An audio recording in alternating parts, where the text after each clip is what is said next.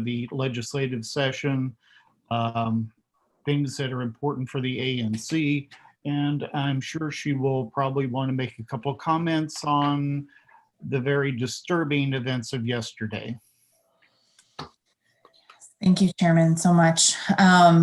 Would you like me to do the swearing in first? Yeah, I think that's a good idea. Okay.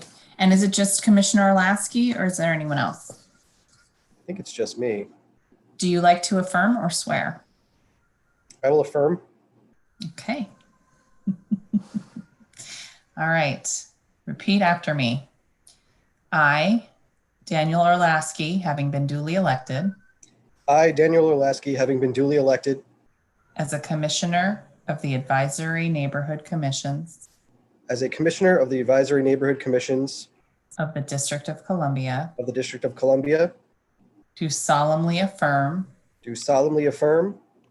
that I, Daniel Orlasky, that I, Daniel Orlasky, will support and defend the Constitution of the United States, will support and defend the Constitution of the United States, and that I will perform such duties as may be assigned to me that I will perform such duties as may be assigned to me as a member of said commissions as a member of said commissions to the best of my ability, to the best of my ability, without fear or favor, without fear or favor, that I will exercise my best judgment, that I will exercise my best judgment, and I will consider each matter before me and will consider each matter before me from the viewpoint of the best interests of the District of Columbia as a whole, of the best interest of the District of Columbia as a whole, and that I will faithfully discharge said duties. and that I will faithfully discharge said duties. Congratulations. Thank you. Yeah.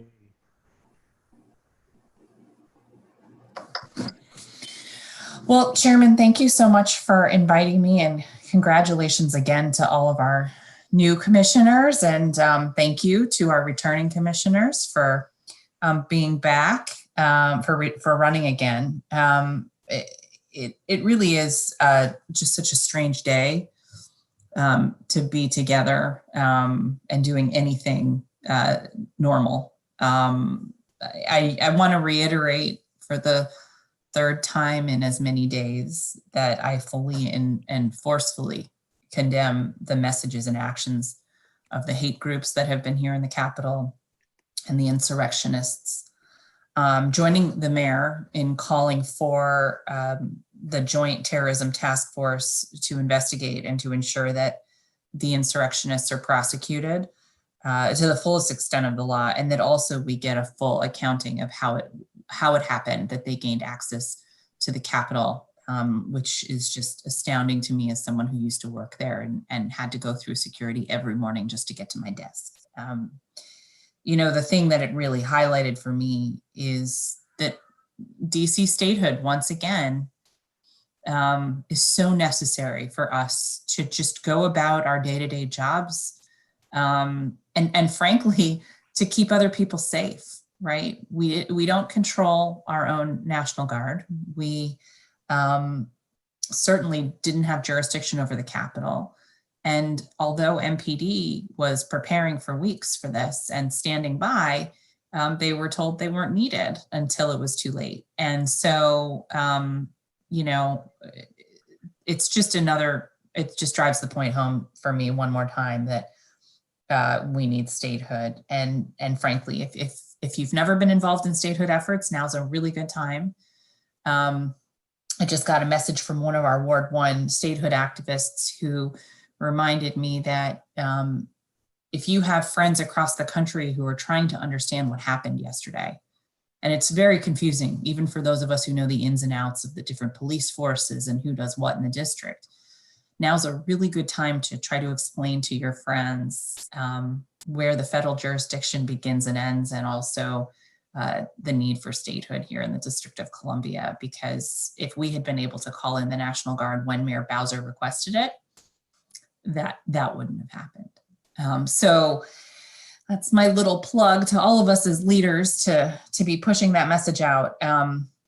I also just want to say, Chairman invited me to talk about my priorities for the year. I said, you know, the number one priority that we all have is the recovery from COVID and really moving the district forward as we emerge. There's light at the end of the tunnel with the vaccines, and we're doing a really good job in the District of Columbia getting people vaccinated, moving through our list of priority vaccines. And if you haven't visited coronavirus.dc.gov, it's the best place to see where we are and what's going on. The mayor does a near daily briefing. The most recent briefing is always up top in the links, but you can go to the bottom of the page and see the older ones, and they're really informative. The slide deck, you don't have to watch the whole video. And it's a good resource.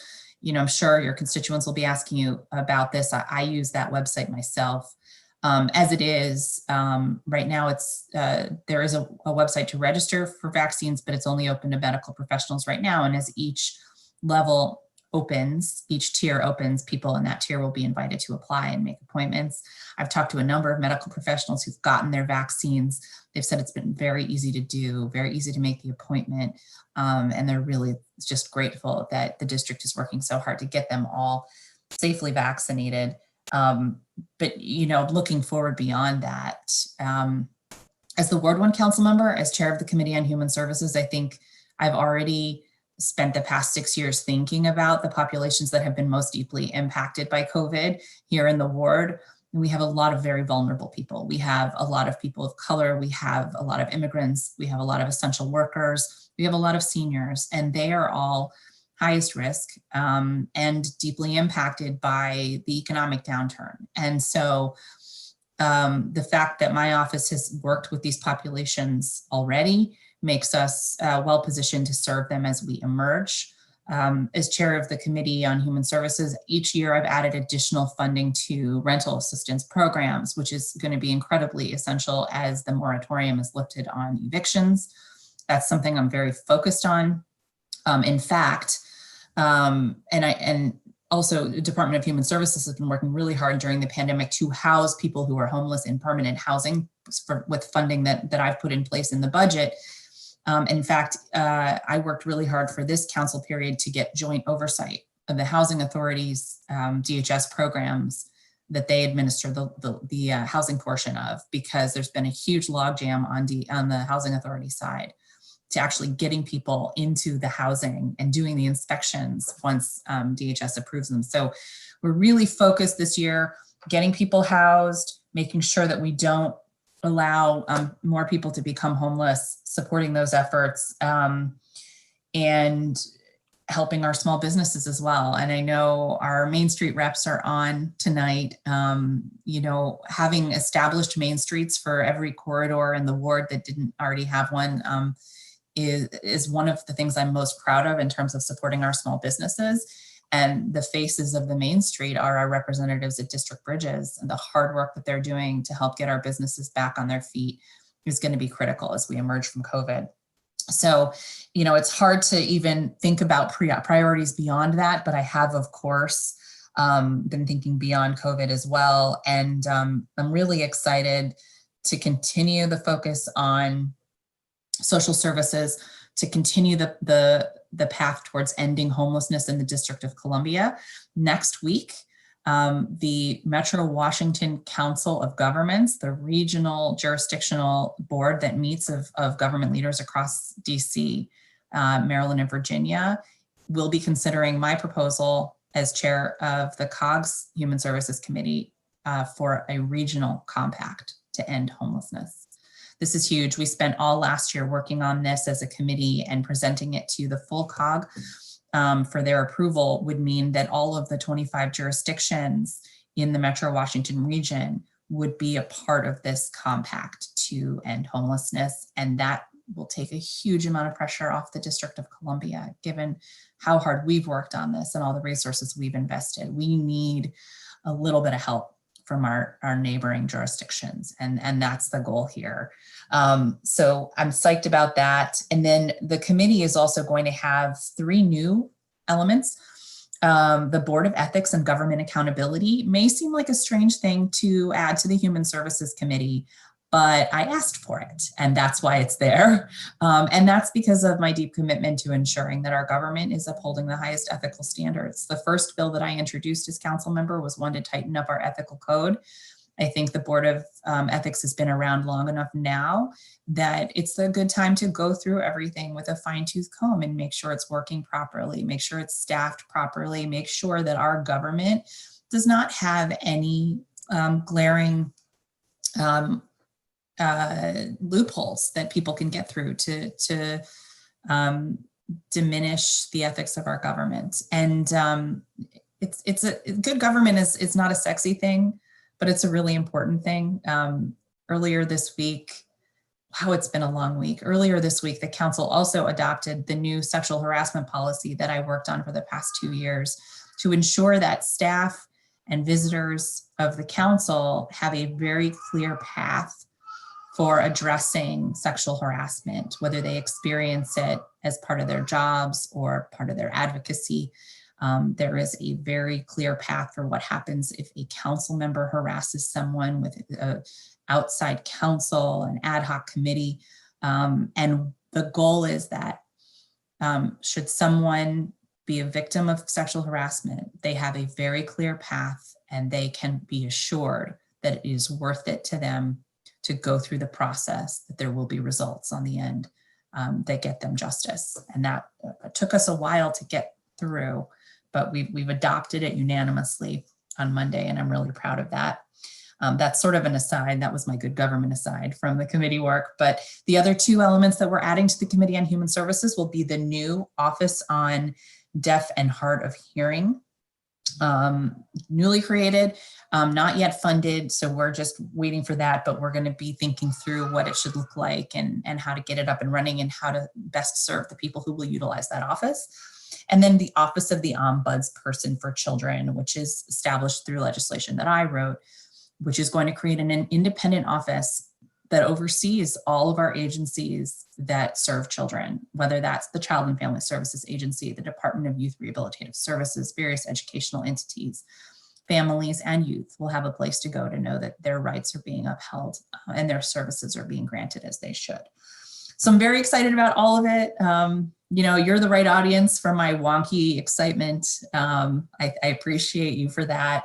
I'm excited as only a council nerd can be that council oversight season is about to begin. End of this month, beginning of February. That means all the agencies will come before the council and the public to report on what they're doing. And it will be virtual again this year. And hopefully that is a way that more people can participate. So I thank you. I will add one more thing. This year's budget will have a gap because of COVID and the revenue estimates being lower than we hoped. The gap is slightly less than it was at the last review of the revenue estimates, but it's still a gap. I will continue to focus on raising revenue to close the gap and raising revenue to fund programs that we need funded. I've done that the last two budget cycles through an amendment that closed a loophole for businesses getting a tax break that didn't need it. And this time around, we're going to have to look again at raising income taxes on our highest earners. Most likely people making more than $350,000 a year, but we're still discussing what it looks like. And, you know, we want to be able to fund the programs we need without taking any more than we need from our residents. But we do know there are a lot of very giving and dedicated residents in the District of Columbia who are better off, that don't mind giving back through more taxes. And we intend to go after that. So I'll be working with Councilmember Charles Allen and certainly others on this, and you'll see that during, you'll see probably conversations about that and perhaps even legislation before the budget season. But most definitely we want to get it done in time for the budget so we can allocate those funds at the same time. So thank you. It's always great to be with you. I defer to the chairman on whether we have time for questions, but at the very least, I just am thrilled to be with you. And I'll say this, I served on 1B. It's gotta be one of the best commissions in the whole city. And you just have a tremendous amount of great leadership and great resources and great talent among you. And what that means is that the sky's the limit in terms of what you can accomplish together for our constituents. So thank you for your service. And I'm always here, and my staff is always here if you need us for advice or just to, brainstorm or even to vent. Because you as duly elected officials are now all in it together with me as a duly elected official. And we can do more together. So thank you. And our oath is certainly unique and unlike anything else in the nation to the U.S. Constitution, and it does hold to what I think is a higher standard in many ways. And I'm so thrilled that you're going to look at the ethics and ethics. Just go through that and make sure that there aren't any loopholes. And maybe there's places where we're not doing enough. We should have more standards built in. So I think that's terrific that you asked for that and you got it. And you're right, it's not sexy, but it's probably one of the most essential tools to the operation of government, to hold yourself to high ethical standards. We've got time for questions. I'll start out with redistricting. Sure. When that will start and how you see that process playing out. Great. So the census results are delayed. They've been delayed a couple times. Typically by now, we'd be starting to dig into that. And what happens is, so the chairman has appointed a special committee on redistricting chaired by Councilmember Silverman at large. And I specifically requested not to be on that committee because my seat is up. And, should I seek re-election, I wouldn't want someone to say that I was trying to impact the borders by serving on that committee. And I think it's complicated for ward council members. So that was, I'm actually a big census nerd. I did my Girl Scout Gold Award project on the census. So not being on the committee is a little painful for me, but it's just the better choice, I think, ethically and for optics. So Councilmember Silverman will lead the committee, and there'll be several hearings on what the ward boundaries should be. And that will take some time. And then from there, the ward council members will appoint committees at the ward level to determine what the ANC boundaries should be, both the SMDs and the commissions themselves. Now, a little food for thought for you all. You are one of two of the largest commissions in the city. The other one is 1A. Mm-hmm. A best practice for board sizes and good leadership models is around 8 before you become somewhat unwieldy. Not to call you unwieldy, but this is just what they say. And the fact that we have two of the two largest commissions in the city, last time I checked, it means we could perhaps add a commission to Ward 1. We are the only ward that has only 4 ANCs. So that's what's churning in my brain. And this was discussed 10 years ago. It went over like a lead balloon. And it was mainly because people felt, commissioners in particular, felt a strong allegiance to the neighborhoods they served and how they were associated with the commission itself. So LaDroit feeling very strongly about being a part of the U Street corridor in a way, and Parkview feeling very strongly about being part of Columbia Heights. But I do think we need to consider perhaps a 5th ANC being the Lower Georgia Avenue ANC.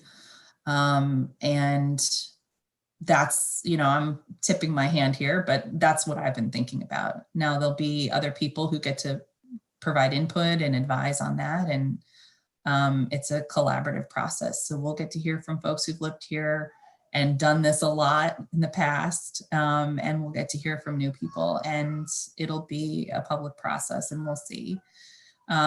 Certainly if anyone here is interested in serving on that committee, do let me know, because we'll certainly need people who have time and interest. And and the right amount of nerdiness to participate in that and the ward level committee, but we're a little ways out from that. And right now just waiting for the census data. So I thank you for that update. I happen to agree. There's a point where neighborhoods evolve over the 10-year span, and George Avenue is very different than U Street. It's different than 14th Street, and Mount Pleasant and Adams Morgan, of course, kind of have that natural 16th Street. Somehow that's a strong border that's hard to break. yeah, And having 24 commissioners in 3 very different areas gives us an opportunity to relook and consider, and we'll have to see what the numbers come back, of course. right. We'll have to see too if the ward changes in its boundaries too, but I don't know that it will. I think we've grown pretty much at the same pace as the rest of the city. Ward 6 is the wild card. We're down on Georgia Avenue because of students and everyone was at home, not reporting. And we had a very high turnout on U Street. It'll be interesting to see how those come back. I'm sure it'll impact across the city, anyone that has a university in particular. Oh, absolutely. Absolutely. Commissioners, questions for the council member? Yes, I have one. Brianne, hi, Brianne. First of all, happy Hi, New Year, everyone, Deborah. and welcome aboard. Thank you. How are you going, your office going by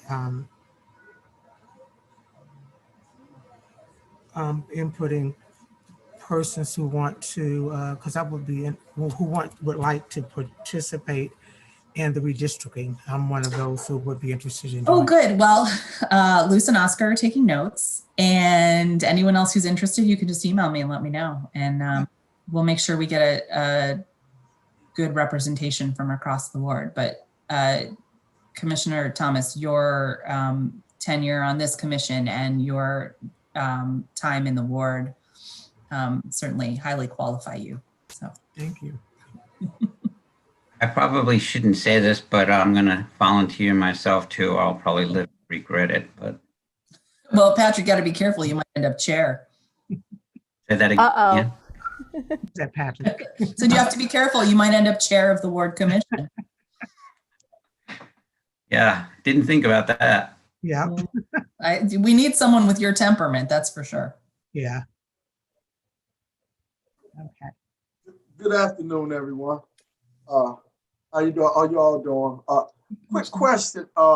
Since I was newly elected, it was a form that I supposed to have filled out, signed, and I'm not computer shabby like that, so I've been busting my brain out trying to figure out where that form is so I can sign it and get it back, so I won't be out of compliance. Yes, we'll get it to you, Commissioner Luther. We'll get you a copy of the oath to sign. Yes. No problem. Yes. And if you need to return it in paper copy, we can pick it up for you because I've got to sign them anyway. Yes. And quick question. Question that James had brought up to me a while ago when I first got on board about our resident participant. I mean, our benefit funds that we have supposed to have gotten from Trellis House. And I was wondering if James had mentioned it. James, you can help me get back on top of that because they do actually owe us, James. They owe us $29,000, and they owe Letroy Park. I can't recollect how much it is, but they owe them maybe a couple of thousands too, from that $110,000 that we got. It was actually misappropriated between housing and us, but out of that, it was $29,000 left for housing, and taking us through the changes forever with it. And I would like for you all to help us to get it. And it's not just getting it, is what we was going to be doing with it. Ms. Nadeau already knew half of the stuff, and Oscar knew some of the stuff we were going to do with it, as far as starting a podcast, a music studio, 3D printing programs for the seniors, sewing classes, you name it, that we wanted to do for the seniors, and we wanted to spread it not just with the seniors, but you all too, because it's more so like, if a lot of people didn't know, Garfield Terrace is set up really like a hub. it's a senior hub. But we supposed to be helping and getting everybody else to help us as well, right? So we'd like to get that up and running because we also communicated with World War Mutual Aid, Eleanor Goldsby, so I'm not butchering her name, but she wants to get with us to do an MOU where we'll be doing a podcast up here. We also wanted to, we got some computers donated to us, at least 7 of them. And then we had some desktops that was donated to us. So what we wanted to do is, with World War Mutual Aid as well, start a computer club where they'll be working out of their homes. We'll be lending them computers from out of the office down here. So we'll be doing just basically what we're doing now, starting little Zoom classes. So when it comes to us having these ANC meetings, they could be more involved, and the resident council meeting, they could be more involved. So just like to get these seniors more involved so y'all can see exactly what we're really doing and going on up here in this building, right? To be more involved with you all. And that's about it. So if you can help me with that, James, that'd be great. And just to be clear, when Commissioner Luther was talking about he was talking about Garfield Terrace, not at the ANC. Right. Yes. But yes, we could look into the Fellas House monies. Thank you. Oh, Thank you. I actually will follow up with you on that. I was the one that spearheaded that whole project and got that money for both of the housing things. And my understanding was that all went to the Housing Authority because of the way the sister city works. We couldn't do it directly through the facility itself. We had to give the money to the Housing Authority. So I'll check with my contact at the company that did that just to make sure, and then we can follow up and make sure that my understanding was all of that stuff was done, because they were supposed to be doing a whole lot of stuff, and it was turned to the Housing Authority to finish it up. And if there's some stuff that needs to be done, then we need to get with the right people and figure out what it is. Well, Yeah. Hi, this is Rob Hudson. I was the one that actually arranged for that money out of the Trellis House things with the community benefits for their PUD. Right when I came on board, that money was definitely written to the Housing Authority because that's how they insisted it be done. They would not allow Trellis House to come in to do the repairs themselves. So those checks have been written by Trellis House. Well, no, I'm not saying that they haven't been written. I'm saying that they what happened was that they just started doing whatever they wanted to do with the money. When I became the president on the board. Okay, can we I don't want to take up more of the council members' time. Yes, okay, no problem. Get back to we'll take this offline and we'll get it fixed up. Okay, no problem. I was just mentioning. Thank you. And happy to lend assistance as needed. Thank you. No problem. Thank you. And then I do just have one question from the community, Chair Turner, if that's okay, or if we want to have one more. All right. So I think this is something that you may have a direct answer to, council member, just on the rent control bill that you submitted a few months back. I believe the omnibus hearing was held, and then what that may look like in this legislative session. Oh, great. Yes, I see that. I just pulled up the Q&A so I could see that too. Thank you, Amanda. Last council period, I introduced with Councilmember Tran White a rent control omnibus bill. We had a very lengthy hearing on it, but it did not move forward out of committee. Since then, I was removed from the housing committee, but I am still going to be on my housing agenda, so nobody needs to worry about that. We are regrouping to see if we will reintroduce that bill or a different version or pieces of the bill in this council period. So stay tuned for that. I will say, if you are not subscribed to my newsletter, I'll give a little plug because that is a good way to find out about what I'm up to. BrianneKnadeau.com is where you subscribe. We do not send out emails very often, usually like every couple weeks. So you will not be spammed, I promise. Great, all the community questions I have here, Chair Turner. Council member, thank you very much for attending and joining us and sharing your thoughts this evening. we look forward to having you back and maybe once a quarter.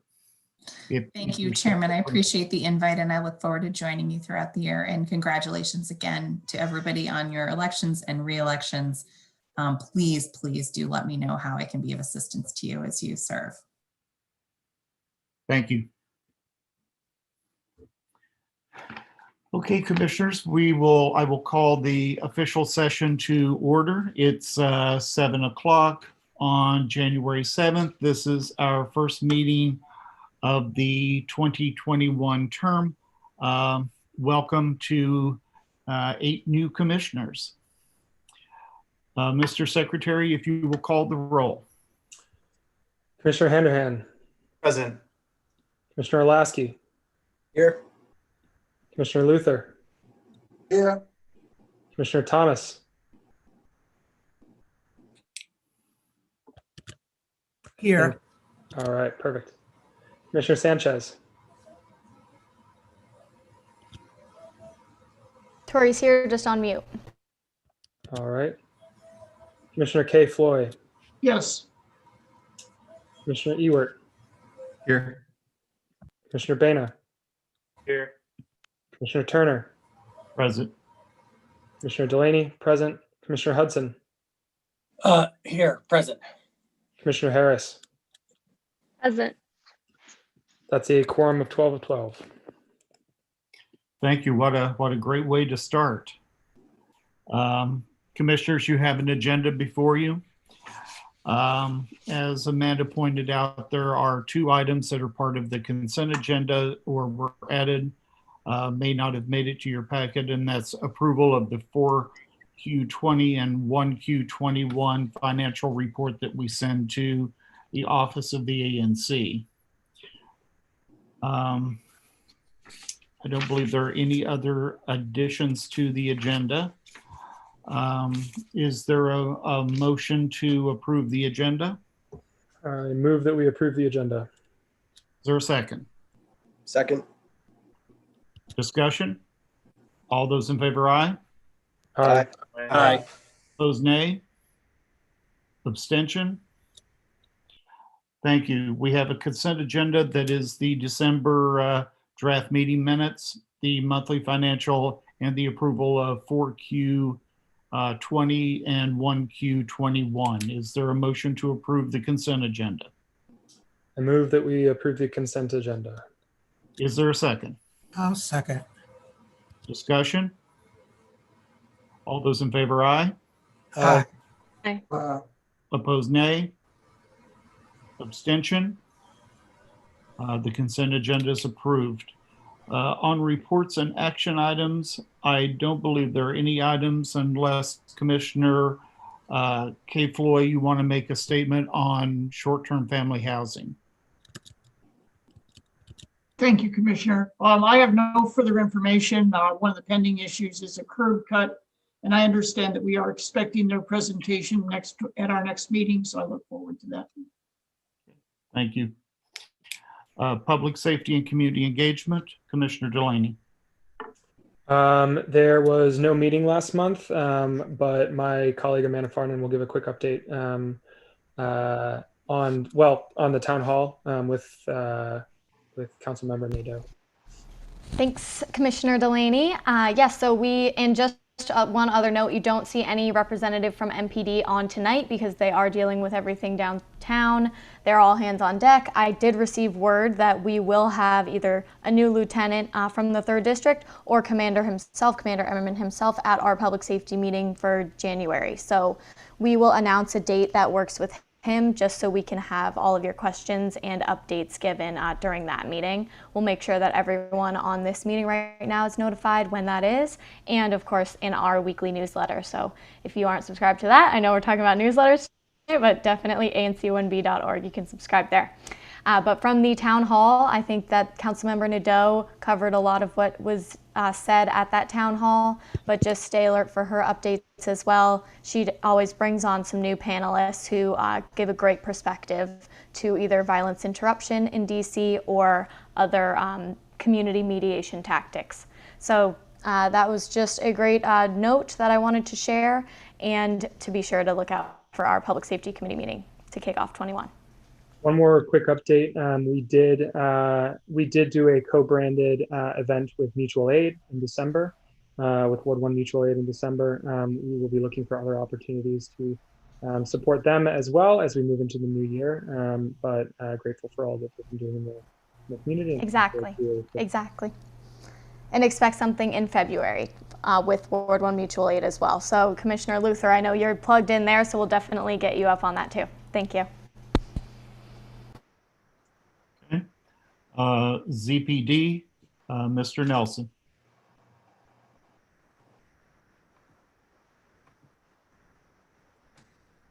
Good evening, everyone. I am, as most of you probably don't know, the current chair of the Zoning Preservation and Development Committee. We meet once a month and go over applications that relate to historic preservation, zoning adjustment changes, and then anything that has to do with the zoning commission itself. And there are five items, I'm sorry, this evening that the commission needs to vote on so we can transmit our responses to the proper authorities. So the first item on the agenda is a property located at 1303 T as in Tom Street in Northwest, located in an RF1 zone. And that is a request from, oh, actually it's located in 1B12, which is Sable's SMD. They're going in front of HPRB and they requested that we reviewed their concept and design for a partial third floor addition and roof deck to an existing two-story row house at that location. The committee reviewed the drawings, asked a whole bunch of questions, and is recommending that the ANC support the concept and design for the third floor addition and roof deck at the location of 1303 T Street Northwest. Commissioner. So just so she knows, Sable, this was a project that Dan did weigh in on prior to his end of, but he didn't actually vote on it because he had decided, based on a conversation I had, he didn't want to attend the last ZPD meeting because he actually was the co-chair and worked with me as the ANC commissioner and representing it. So I'll just make this announcement to everyone that's here. Generally what happens is you'll get notification from myself when a project comes up that you need to be involved in, and you should reach out to that person and at least connect with them, find out if there's any questions relating to the project that you have, and then whether or not they've contacted abutting neighbors and all that stuff. And then I will always send out at the meeting an agenda to each ANC commissioner. So you are asked but not requested, but not required to attend that meeting. So if there's any questions from my committee to you as the representative, that you are there to answer it. And when it comes up for review at this meeting tonight, usually the person who's the SMD it belongs to is the one who will either make the recommendation to support the committee's recommendation or to not support the committee's recommendation. So I will turn it over to Zabel and see if she understands what I just said and is willing to make a recommendation. I think I understand what you're saying, and I did attend the ZPD meeting back in December, so I believe I remember what was voted on. So I guess, do I say I move to make the recommendation to approve, is it to approve the concept and design of the partial third floor addition and roof deck to the two-story row house at 1303 T Street Northwest? That's exactly Yes. what You did pretty good for your first time. The only difference is that you're not approving anything. You're recommending the ANC supports their project to the commission. So you did pretty good. Yeah, Kudos for that. Okay, we have a motion. Is there a second? second. Discussion? All those in favor, aye. Aye. Aye. Opposed, nay. Abstentions? Motion passes. Thank you. Next item? Okay, so the next item is property located at 1015 Fairmont Street Northwest. It's in an RF1 zone. It's in 1B09, which is James Turner's SMD. And they're going in front of BZA for a request of a special exception from lot occupancy from rear yard requirements to build a 2-story addition to the rear of the principal dwelling at that location. The committee reviewed this application and is recommending that the ANC support the special exceptions from the lot occupancy and rear yard requirements to construct a 2-story rear addition at this property at 1015 Fairmont Street Northwest. If I remember correctly, those are small lots. That's correct. And what will the occupancy be? Remind me. It's going to be, I knew you were going to ask that question. I should have wrote my notes. It's going to be a little over Go ahead. a little bit over 60%. 62, I believe is the number. Okay. All right, I believe that's in my district. I'll move the recommendation of the committee. Is there a second? Second. Discussion? All those in favor, aye. Aye. Opposed, nay. Aye. Abstention? Motion passes. Thank you. Okay, moving on. The next one is a property located at 2204 and 2206 14th Street Northwest. It's in an R3 zone located in 1B04, which is Deborah Thomas's SMD. And it's going in front of HPRB for review of their concept design and massing for a 3-floor addition and penthouse to a existing 3-story building at that location. And the committee reviewed this and is recommending that the ANC support the concept and design massing of the 3-story penthouse addition to the existing 3-story building at that location.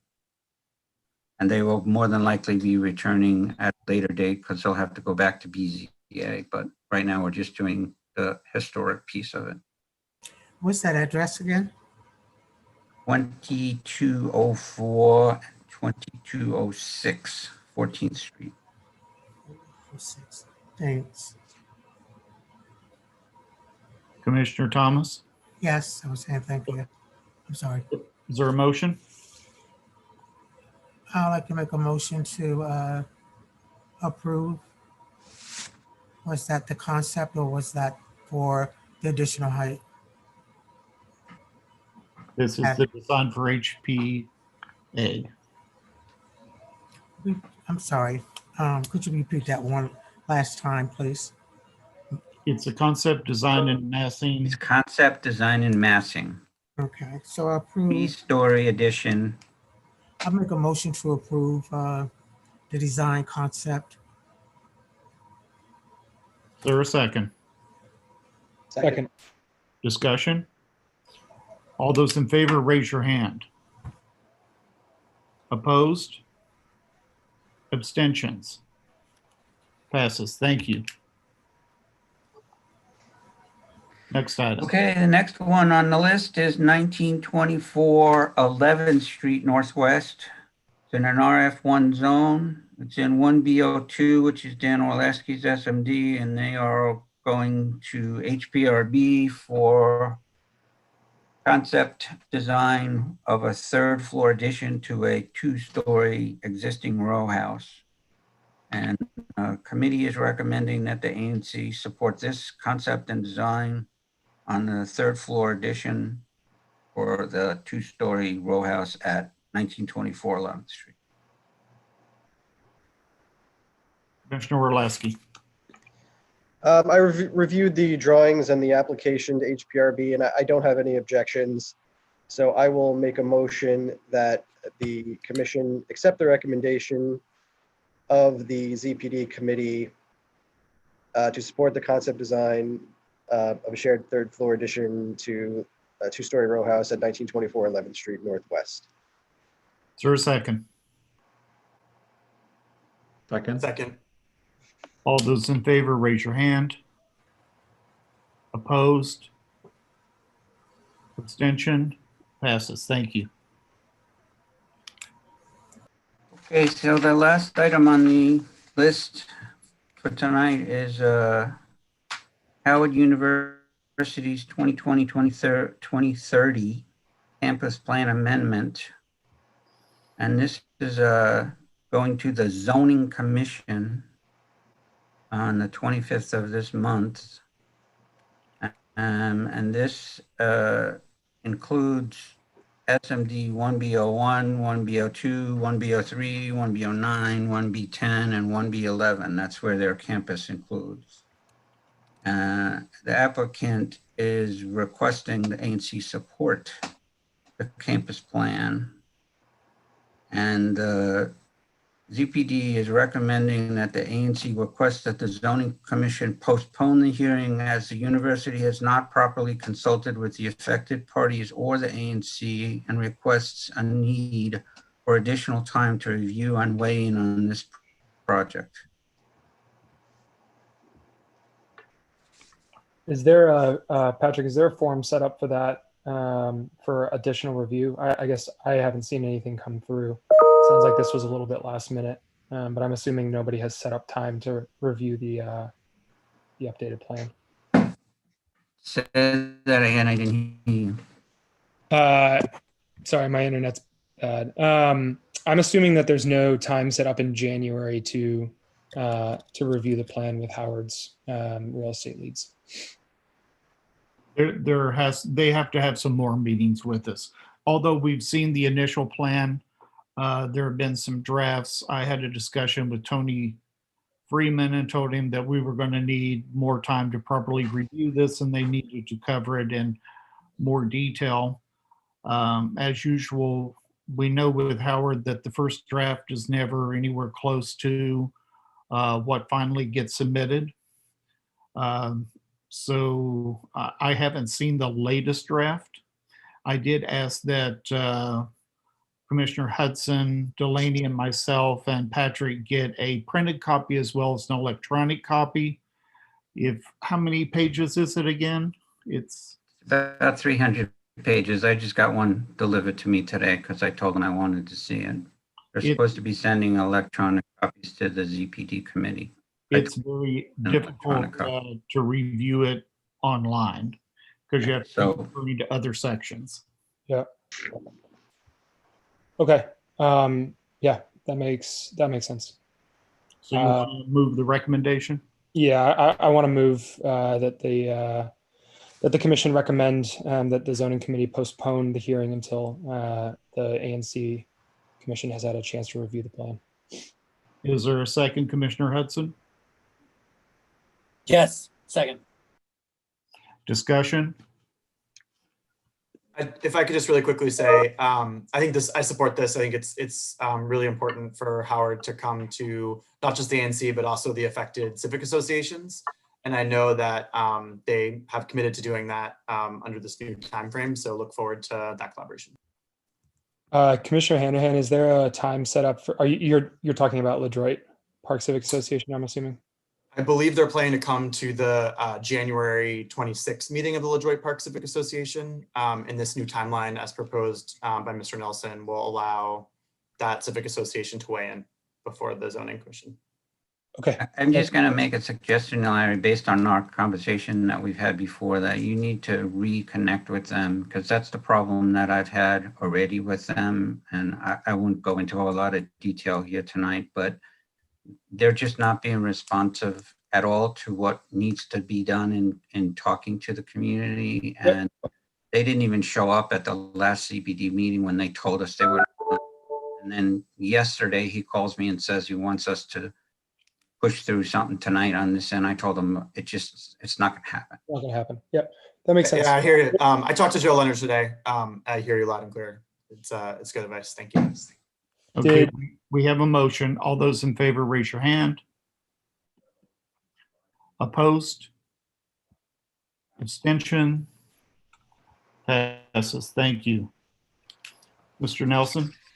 Okay, so my last comment will be that the next meeting will be Tuesday, January 19th, since Monday is officially a holiday. So that'll be posted on the website, but normally our meetings are on a Monday, but since Monday's a holiday, I'm going to move it to Tuesday. Thank you. Economic development. Let's quickly get an update from the main streets. Let's go with Lower George Avenue first. Good evening, everyone. I wanted to come and first introduce myself. I'm Teresa Edmondson. Very recently stepped into the role, a little over 2 months. So since I've been in the role, basically we have been just supporting the businesses with all the grants that are coming out from DSLBD and DEMPED, the Bridge Fund, the Robust Retail. You know, they're coming out pretty back to back pretty quickly. That's what I've been doing. And of course, the holiday lights, you know, the event. But as the council member said, that's what we're doing. We just are trying to support the businesses through. I am trying to support the businesses through COVID. I've gotten out on the corridor and tried to introduce myself and get a feel for the businesses where English is a second language, because to try to bring them in. That's something that I'm interested in doing, and bringing them in on to get some of this grant money, because so many of them are, you know, don't even have the means to get online, let alone understand how to navigate grant appointments and applications and things like that. So that's what I'm doing. I am a little bit about myself. I'm a former ANC commissioner. I come from a social services and affordable housing development background. This is a pivot, kind of, but I'm really excited about it. I'm excited because you all have Howard University, just exactly what Patrick was just talking about. You know, we got to bring them in. Howard has to get on board with Georgia Avenue. So we have a lot of work to do. I look forward to working with 1B. And I actually, when I was on there, I was thinking, who could I get to be on my NSC? And then I remembered, can't have politicians on the neighborhood strategy committee. But thank you all for having me, and feel free to get in touch with me anytime. Okay. Thank you. U Street. Thank you very much. I'm sure you guys have heard this like a million times. Happy New Year to everyone. I believe this is somewhat my second time introducing myself, but just in case everyone does not know, to recap, my name is Gigi. I'm the U Street Main Street program manager with District Bridges, and following up on what Teresa was saying, that some of the campaigns that we pushed through was holiday lights, which brought some really, really good like holiday cheer, but also kind of got both the economic development of like businesses from dentist office to restaurants, bars, and the community to unite. So it was really nice to have everyone participate, from the competition to the winners. So that is what U Street Main Street did. And what I'm working to do right now is actually in this quarter is pushing out some small business grants to make sure that their sustainability for the development or the sustainability of businesses, from retail, restaurants, or anything that we can think of. With that said, I do know that you guys cannot necessarily be the neighborhood. You can't be part of an ANC member, but however, you guys can recommend people. And I feel like it's a new year and it's new people that are in the corridor. So if you guys can recommend people, I feel like we want to make sure that everyone's voice is heard, both in the community and in the business. So if you guys have anyone, I have every plan of harassing Amanda to be like, hey, did anyone say anything? Yeah, it's Gigi from U Street. So I think it's important. We want everyone's voice heard. on U Street corridor. So if anything that you guys can do, it would be lovely. So thanks for taking the time. I'd like in particular you to schedule time with Commissioner Harris. Okay. So we can understand in that area, that particular area, what's going to be the impact of vacancy rates, businesses that will return, what we're going to look like, or what you're seeing about a year from now, because that is a particularly hard hit area for small businesses. So if you can start with working with Commissioner Harris, and then so we can first see that SMD and get a good feel there. Commissioner Harris, if I think this is going to be very important for our commission, and you have a very big chunk of businesses, small businesses there. Yeah, a very big chunk that they've faced a lot of hardship right now. So very much looking forward to our conversation and figuring out how to connect you with more people, and also how we can collaborate and figure out what comes and how we can support these businesses after the pandemic. Absolutely. Longevity is what's important, not just sustainability. So I appreciate that. Thank you. I'll definitely reach out. Thank you. Commissioner Hudson, if you want to give a quick update on the could I ask a quick question for Gigi? Sure. Hi Gigi, Max, nice to virtually meet you.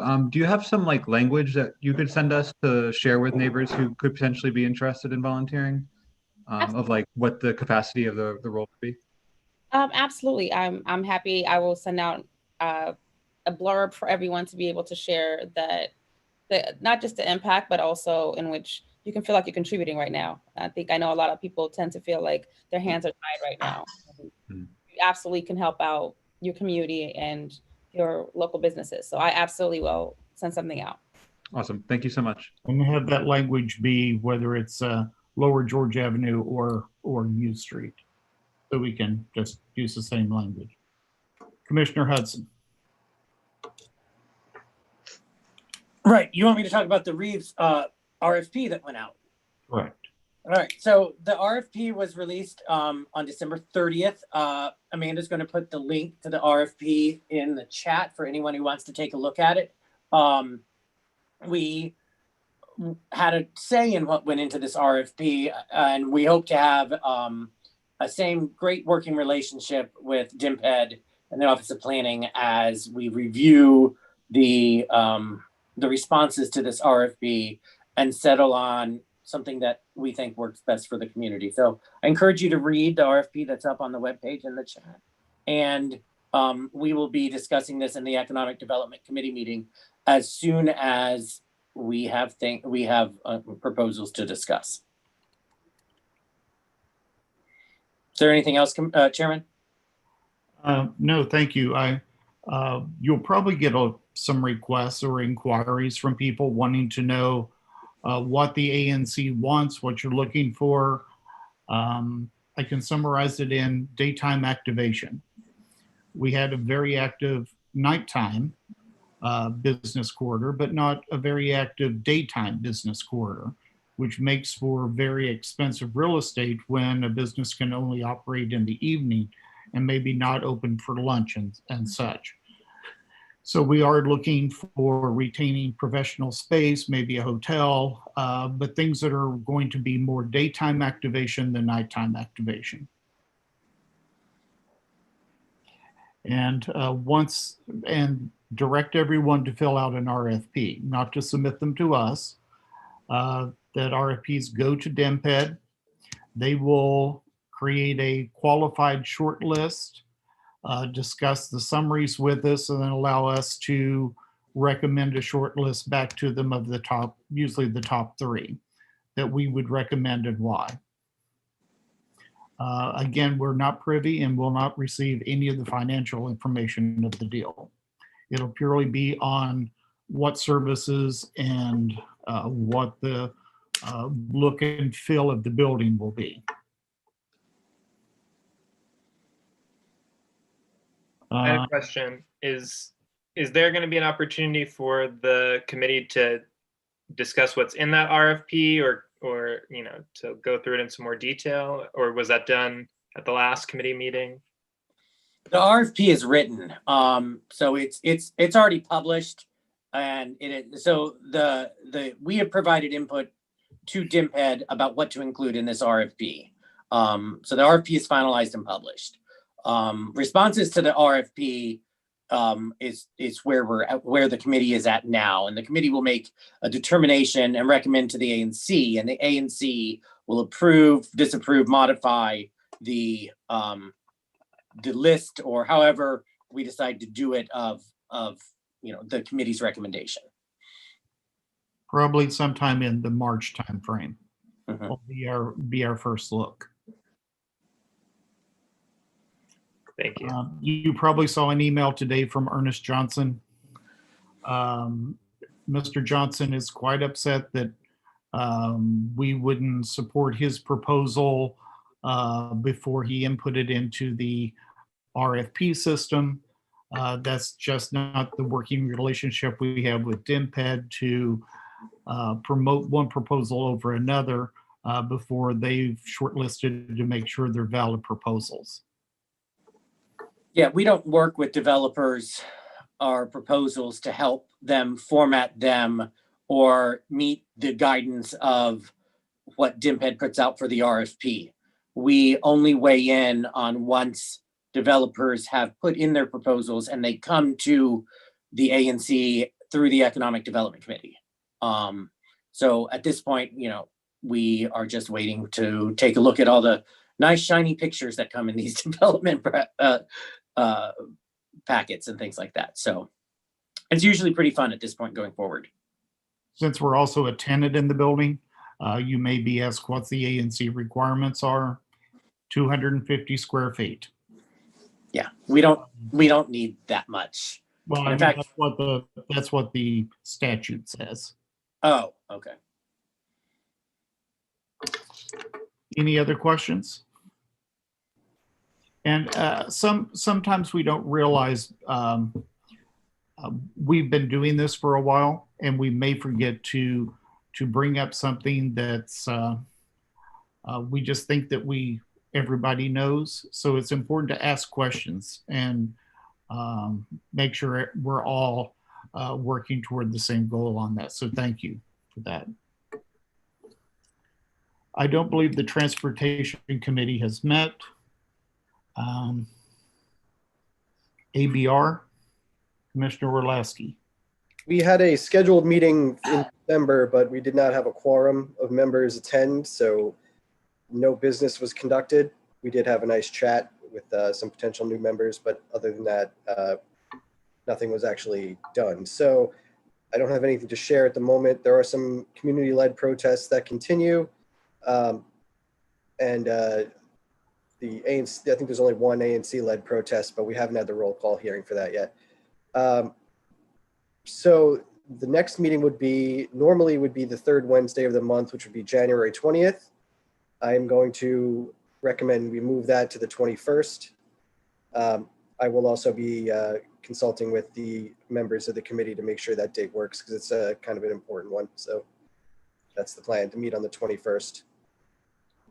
I understand one of our commissioners had the fortunate opportunity for the first week on the job to have to appear for a protest and work on a settlement agreement and get up to speed on one of our most contentious protests. Yeah, I got to give some credit to Larry, coming in hot on day one, getting to handle a pretty tough one, but he's done a great job. And, got to continue so we can handle it a little bit further down the road. But Larry, if you have anything you want to say.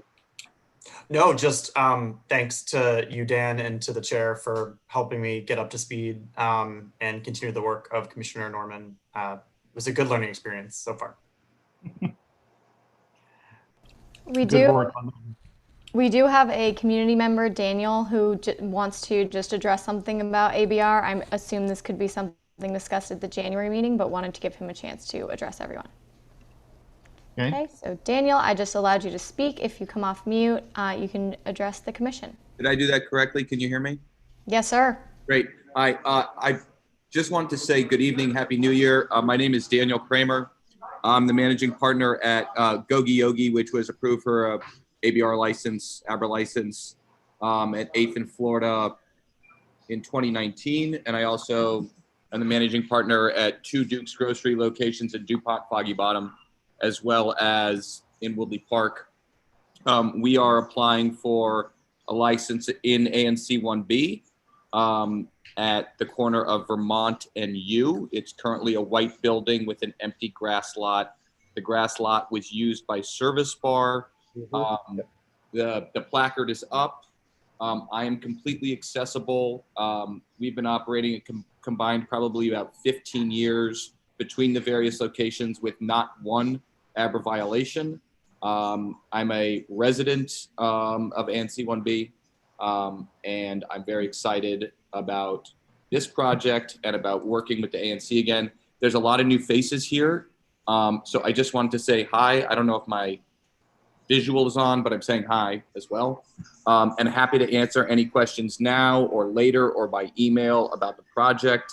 And it's a weird thing to be talking about this considering what's happened in our city yesterday. But here we are. And thank you all for showing up. And I'm happy to answer any questions now or later. Thank you for your time. I'm sure you'll get questions through the committee. Yeah, Dan, can you make it to the ABR committee meeting on the 21st? You'll tell me to jump and I'll say how high. Okay, I have your email. Okay. Great. So yeah, that would be the best place to come to have the committee ask questions, and you can present your plans and whatnot, and then we can go through details. Okay, I look forward to it. Okay, thank you. Thanks, guys. Thanks, Dan. And just because I'm curious and we have you on, do you have a concept for that area yet, or are you still deciding? I think you're going to have to show up to You'll keep us waiting. On the 21st, 22nd, whatever that is. It'll be the 21st. 21st. That's what I'm planning for. If the committee members, for some reason, prefer a different day, we might switch it to something else. But at this point, it's the 21st. Understood. Thank you, guys. Have a nice night. Appreciate it. Thank you. We'll now go to the administrative agenda, which will include the election of officers, appointments of some committee chairs and advocates. We'll really focus more on the advocates and committee chairs at the next meeting. We'll do some of the necessary financial authorizations, approve a calendar, and reaffirm our contract for our operations consultant. Could I interrupt 1 minute, please? Sure. Amanda, I'm not sure if you're the person I should be talking to, but I'm actually not 1B06, I'm 1B04. Oh, sorry, that was something on your cell phone. Okay, yeah. That's me. All right, thanks, guys.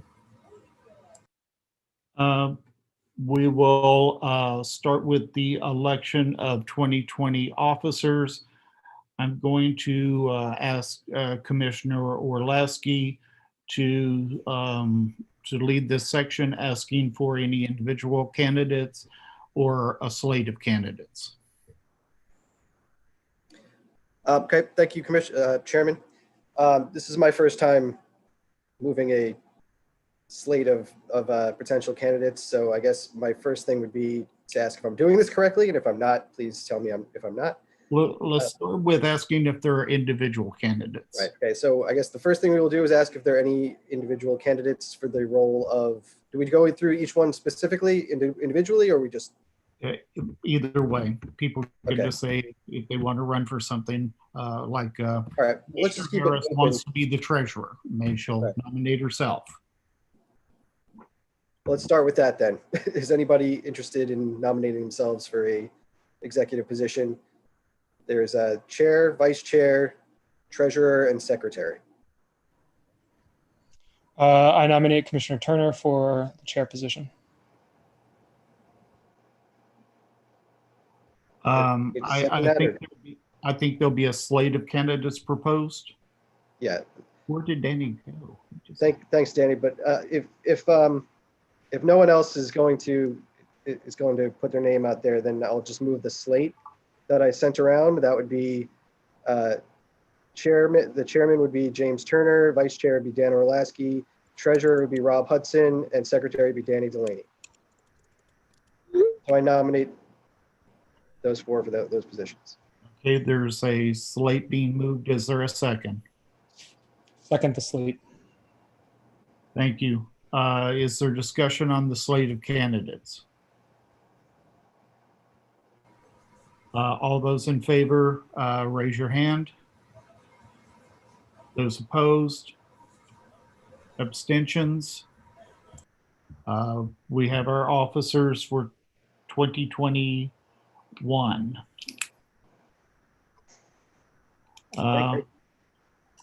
There are a couple of chairs and advocates. I'd like to reappoint Patrick Nelson as the community chair of ZPD and create an advocate position and ask Commissioner Delaney to look at metrics and measurements through DC data to look at what's happening, help us better understand what's happening in the 1B community, whether it's the 311 requests, how they're getting filled, what are problem areas to, I equate it to somewhat like how the bids run in the city by looking at their measurements of problems and how they address them and are they being timely, and it'll help us be more efficient in delivering services to our constituents. So without objection, we'll Hey, don't you have to ask the person if they want to do it first? Only if I get that title. You don't get a choice. I don't get a choice? No. No, Patrick, for No, you, Patrick, you're in. We need you. We can't do this without you. Amanda, if you could mute Patrick. Yes, please. Done. Without objection, we will do those two appointments. If a commissioner wants to lead a particular area, please let me know. There's a whole lot of work out there. We need the transportation committee. We need the ABR committee. We need someone, if you want to learn ZPD in the excruciating detail that Patrick goes through. They're all very good tasks to learn, skills to learn, and we do rotate across committees. So commissioners get a feel for the different type of transactions that come before the commission. And Chair Turner, correct me if I'm incorrect here, but I do want to pause. I know some commissioners had reached out about interest in a few of those vacant committee chair positions. Commissioner Eric, I don't know if you had an interest in specific ones, or Max, I believe we may have received a note from either of you too, but wanted to give voice to you all. Feel free to come off mute and express your interest. I'm interested in being the committee chair of the transportation committee. I'd like to take up the helm on that and see what we can do. Without objection, we'll do that appointment. Thank you. Congratulations. Thank you very much. I should point out that we do have the positions for short-term family housing. That'll be Commissioner Floyd and Commissioner Biena. Did I butcher your name? Dana, close enough. Dana. Those are two. Commissioner Floyd will have the chair seat as my representative, and the other is the commission seat. And hopefully we will open this center and have it up and running in 2 weeks?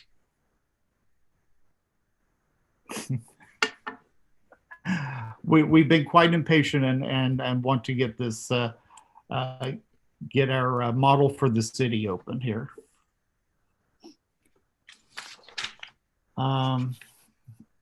We also have, next we have approval of the resolution to participate in the ANC Security Fund, approve the $25 fee.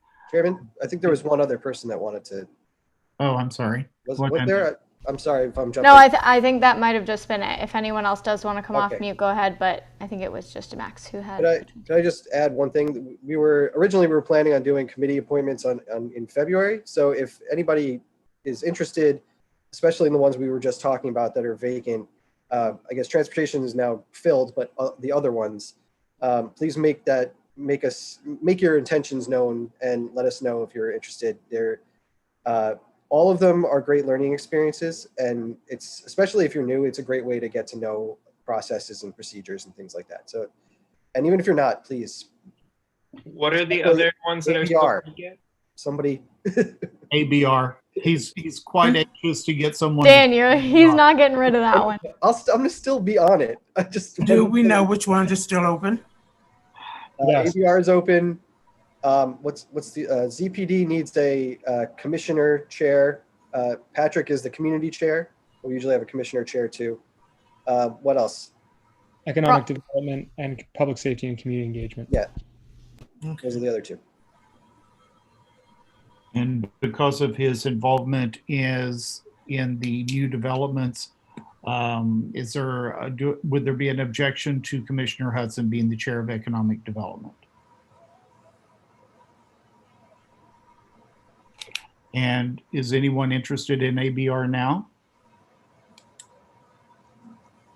We can wait until I'm not next. spelling this well. It is a great committee to serve on.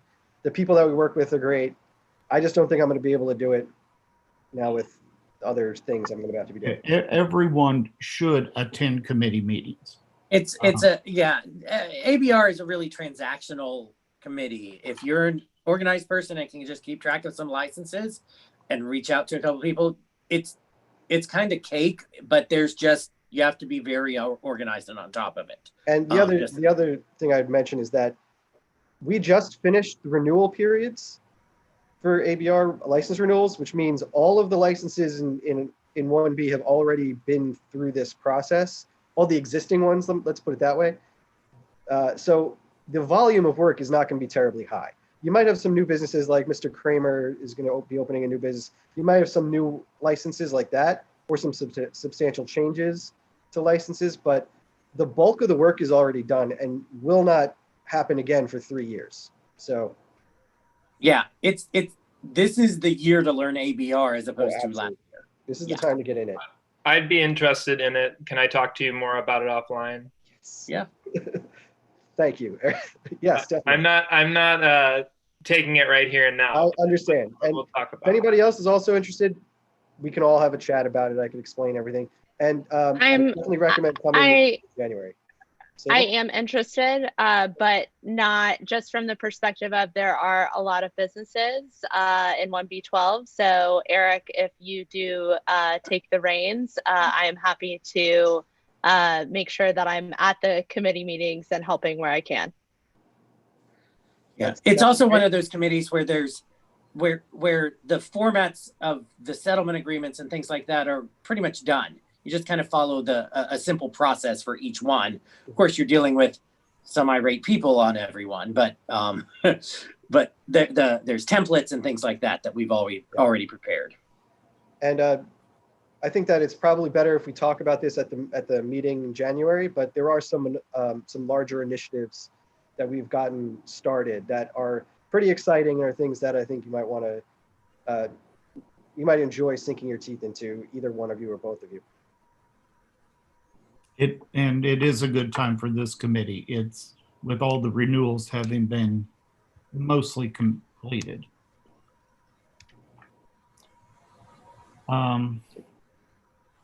Approve the resolution and participation in the security fund, the expenditure of $25 for the security fund, and the statements of information on financial authority and the bank signature card.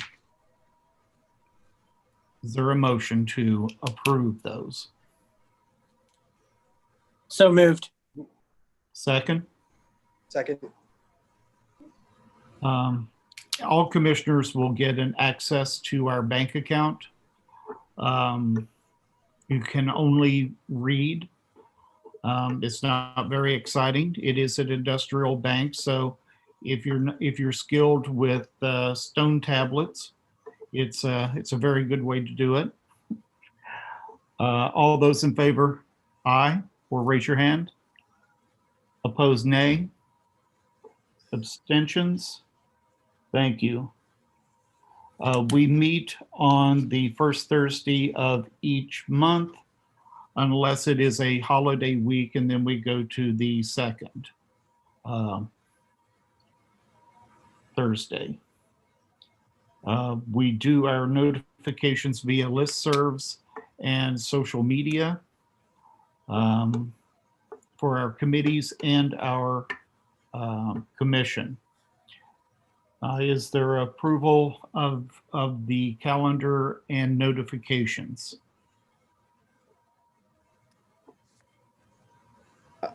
I move that we approve the calendar notifications. Is there a second? A second. All those in favor? Opposed? I know this is not a terribly exciting part of the agenda. It's all the paperwork and forms that we have to complete at the beginning of the year. We have a contract for an operations consultant, and this is to renew that contract. It is $500 per month. If someone wanted to entertain a slight increase in that, given the additional responsibilities that we've added to it during COVID year of doing online meetings, recordings, and the committee meetings as well, I think that would be appropriate. I move that we approve a renewal of the monthly contract for operations consultant at $750. Is there a second? Second. Discussion? Commissioners, I know it sounds like something we're springing on you here. It really is a lot of work to run this and to archive and to do the administrative work that was certainly unanticipated in the last year. So all in favor? All in favor? Nays? Abstentions? Passes. Thank you. I would just like to say that without Amanda helping me personally, since I am not technically savvy in any of this stuff, my committee would have been in deep doo-doo. So just want Thanks, Patrick. We don't like deep doo-doo here, and thanks to everyone who just eyed me. So thank you so much. Thank you, Amanda. Commissioners, any questions or comments on the administrative section? I have a quick one. Excuse me. Amanda, I think I did send you an email in regards to, I'm right along with Patrick in some instances in terms of this tech side of things. Then the part of that question is also, not everyone is going to read our newsletter. So that leaves out a chunk of people who don't have access and may not necessarily know. Like I do my walkthroughs yesterday doing this whole great madness down at the Capitol and walking out around the neighborhood to make sure people were aware. The 7-Eleven said they had no clue, and they were packed. Yeah, and they were packed to a point where there was no social distancing. I think because people found out shortly or found out kind of quickly that the streets market had closed, CVS and everybody else was closing, and the 7-Eleven was the only business that was open. And so I know that's not my ANC, but it's directly across the street. So it wouldn't have made sense to talk to everybody on one side and not go on the opposite side. And so I'm trying to find a way. I have my Facebook and other things as well, but I'm trying to find a way where, if not only just our businesses, but other folks who's not going to be on our page looking at our newsletter, because circumstances like yesterday, that was important for everybody to know, and some people just didn't know. You know what I'm saying? The closing times and emergencies and things of that nature. So I can use your help. I want to set something up outside of my Facebook page as well, to kind of get that information out there. Yeah, absolutely. And I think that one goal we have for this year is just access in general. So right now we're live streaming on YouTube, so folks who need closed captioning can have that ability, and folks who don't register for our meetings can use the YouTube live link. We're also going to give out flyers to each commissioner to distribute in their SMD, just basic information on the ANC and how to get in contact with us. So hopefully that will prompt folks who might not be on our newsletter to then search for us. And then regarding alerts and announcements, like you mentioned yesterday, one, I would encourage myself and just all commissioners to do exactly what you did and do walkthroughs, making sure all folks are notified. I think that was great and something that I really admire about you, Deborah, being out in the community and talking face to face with people. And then finally, using these apps that I know I've been on, and I'm trying to create an ANC official account for everything, like Nextdoor, of course, Facebook, Twitter, all of that, and just growing our following on all those platforms. Yeah. Well, another quick question. Yeah. Have we thought of everyone having at least their own page for the SMD, or has that been That sits on the website. discussed? Is there a problem with that? Or is That that exists something on we the can think website. about over a period of time and come up with that? Because I think that too may help. Commissioner It's Thomas, something for everybody to think about. that exists already on the website, but and we're happy to update it with any information that you want to add to the. And we can make it more robust as well. Like right now, it's just our bios and a photo of yourself right now for the SMD with your email.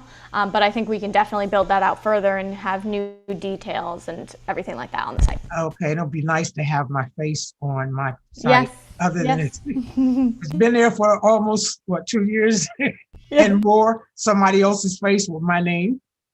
There's a gentleman. His face has been there forever. And I haven't figured out how to get them all.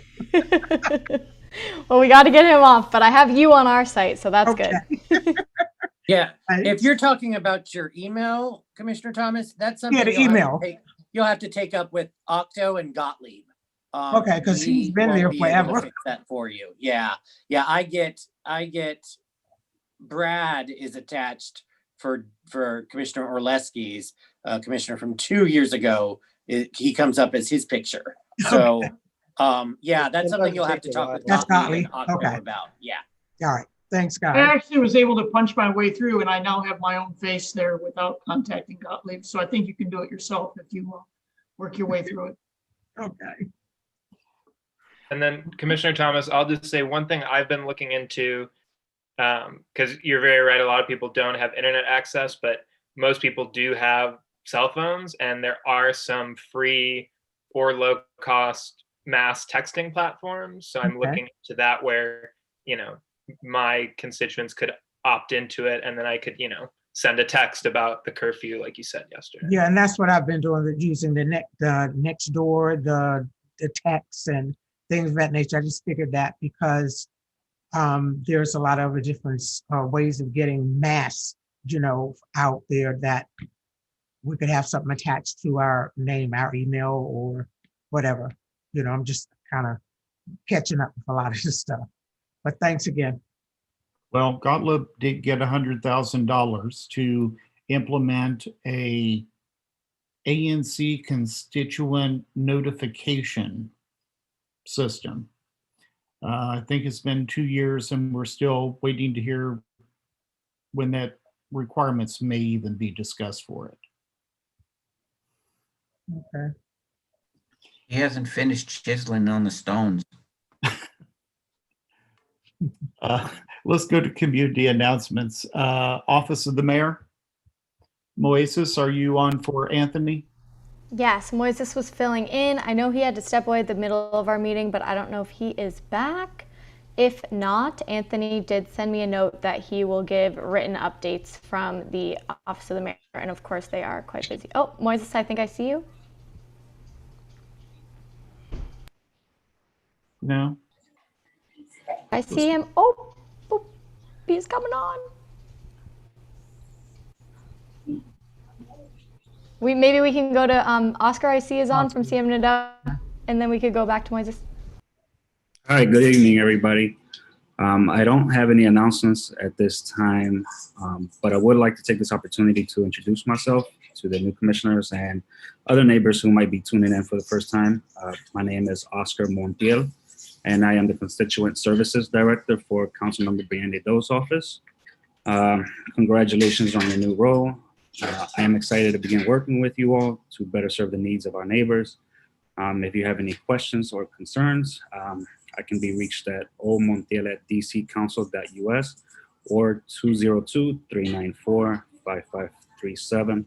And I'll go ahead and drop that information in the chat. All right. Thank you. Perfect. Thanks, Oscar, for introducing yourself. Any questions for Oscar? Moises?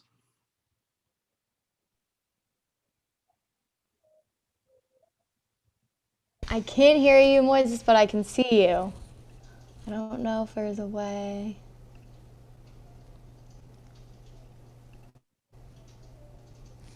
Maybe if you change your audio settings in just the bottom left hand, if you click the arrow, you can use external headphones, MacBook. Oh. All right, can you hear me now? Yes, sir. Thanks. All right, perfect. All right, first and foremost, congratulations, everyone.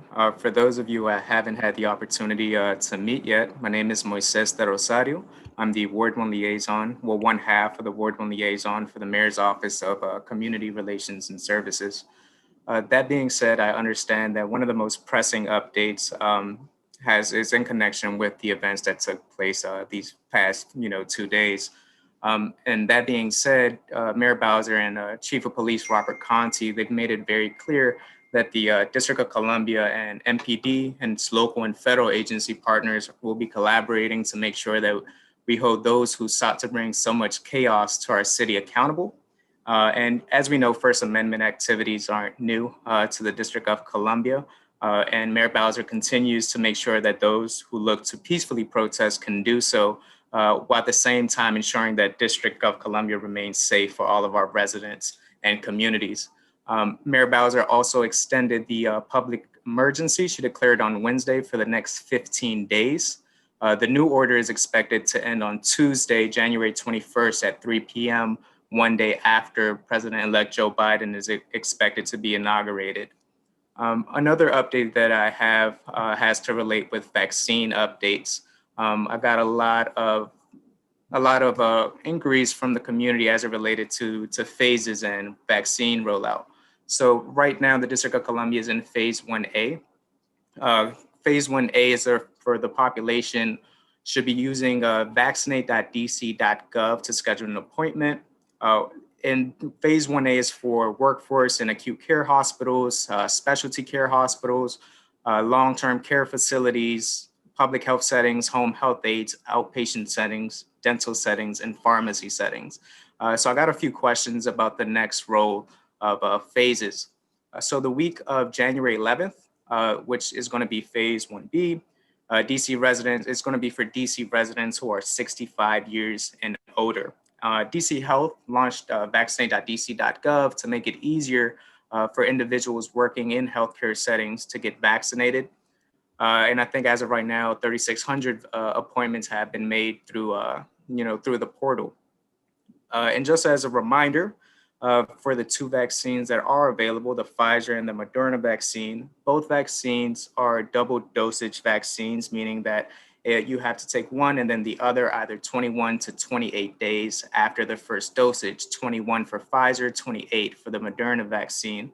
And if you guys want any more information about, the District of Columbia's response and vaccine updates, you can visit coronavirus.dc.gov. And just as a reminder, it takes a week or 2 weeks for the vaccine to become effective after your second dose. And as we go through the phases of vaccination, those who have already been vaccinated should always continue to wear a mask, socially distance, and practice good hygiene for the safety of our communities. But that being said, I'll leave my contact information in the chat below, and I welcome the opportunity. If any of you have any questions or concerns, please feel free to send me an email or give me a call, and I'll be here to help assist. Moises, could I ask you a quick question right now? Absolutely. I have some friends who live in the district but are who work outside of the district. Would the um, would the vaccine kind of schedule still apply to them? So I'm not sure about the specifics if their employer is in Maryland. If their employer is in DC, I think they would be able to get an appointment through their employer. But that being said, if you send me the specifics for your neighbors and the concerns, I'll make sure to get them in contact with DC Health to get them some answers and clarity. Sounds good. Thank you. Absolutely. Are you asking about first I have a responders question. first? You said the Teachers and other essential workers. Okay. Could you repeat that one time? It was mainly teachers and other essential workers who work outside of the district. Absolutely. So let me see if I actually had a question on here. I may have the answer to it right now.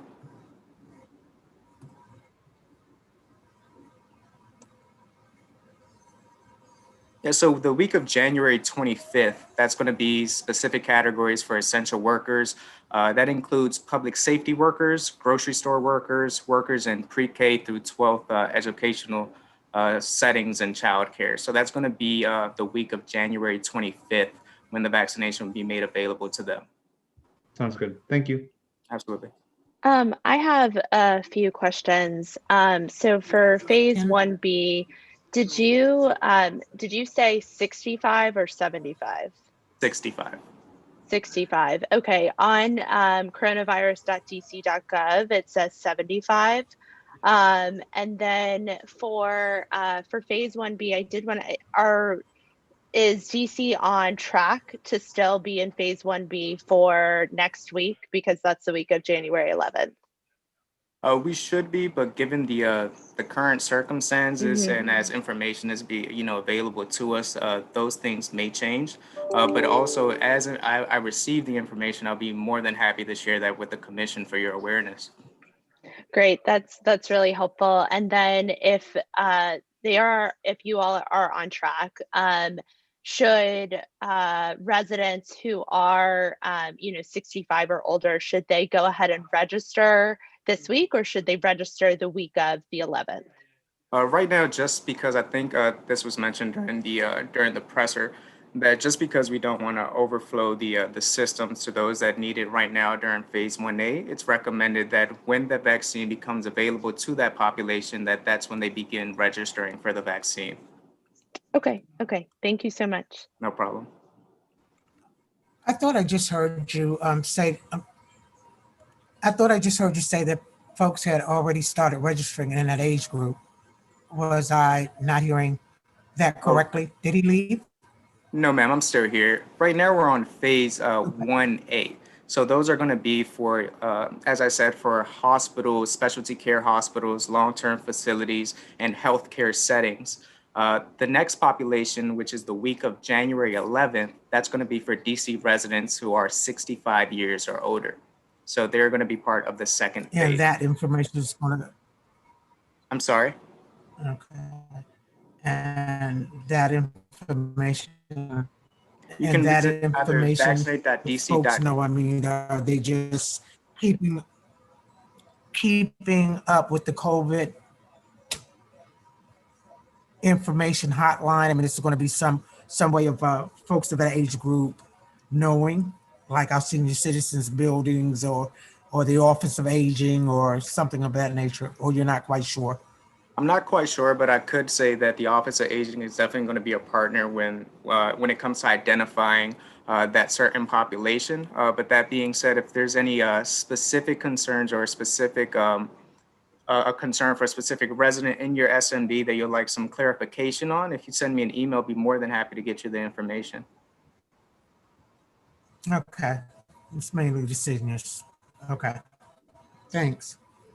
Yes, ma'am. Commissioner Vanderhand, do you happen to know if the Housing Authority is going to go into all their properties, particularly their senior sites?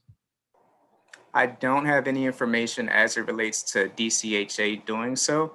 But like I said, once that phase is open up to that population, more information will become available. And the very first things that your Ward 1 MOKers will do is share that with the commission for your situational awareness. If you could ask that question. Absolutely. Any other questions from Oasis? Commissioners, any announcements? Commissioners, announcements? Let's go to community announcements. Thank you. Yes, just one on here, and it's okay if we don't have an answer now. We will absolutely be following up, but from Alan in 1B05, I believe, general question that he continues to get from his neighbors in 1B04 and 1B05 is about the construction in front of Camden Roosevelt on W Street in between 16th and New Hampshire and the Malcolm X Park, Meridian Hill Park construction schedule. So I believe that 1B06 listserv, I have been seeing a few updates, but it's not consistent. But if anyone knows about that, feel free to chime in, or we can make next steps on how we can make sure to get that schedule. Which SMD? Yeah, I can, 0405.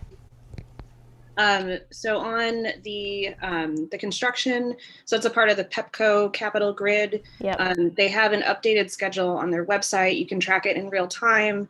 Since I live right there at that corner too, I've been watching it. I believe on 16th Street, it's completed. Estimation date is August, and then on W Street in October. So that's still probably several more months of that construction going on. As far as the park, you may have seen this week they put up the fencing. So they are now actively starting that project. The estimated completion for that is December of 2022. So we will have quite a while to go on that, but they have closed off the lower level of the park. The upper level is still open, so that's accessible to people. But starting, I believe it was Monday or Tuesday, I was out walking the dog and they were just putting up the fencing. So that is just gone up. Thanks, Commissioner Sanchez. I'll definitely include that PEPCO link. I'll follow up with you in the newsletter to make sure that everyone here gets it. Any other community comments? Just a few follow-ups from Alan, but Alan, I'll make sure to address those.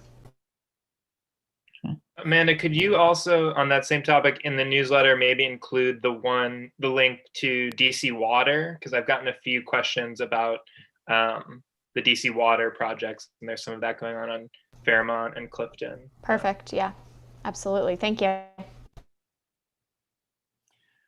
Okay, before we end, I just have to make a comment on how much harm rage and frenzy did in one night to our country, our democracy, and just how much it's taken nearly 250 years to build a government with prudence, deliberation, and foresight, and to have so much harm done in one night by riots and terrorists.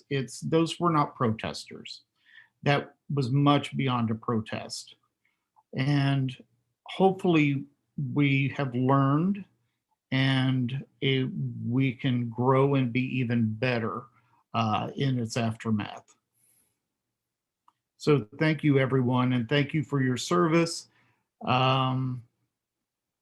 And look forward to a very good year. Thank you. We're adjourned. Thanks, everyone. Thanks, everyone. Thanks, everyone. Thanks, Chair Turner. Thank you.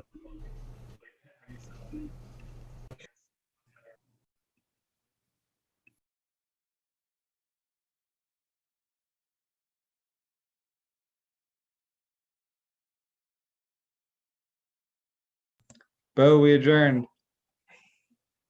Bye, you guys. Yeah.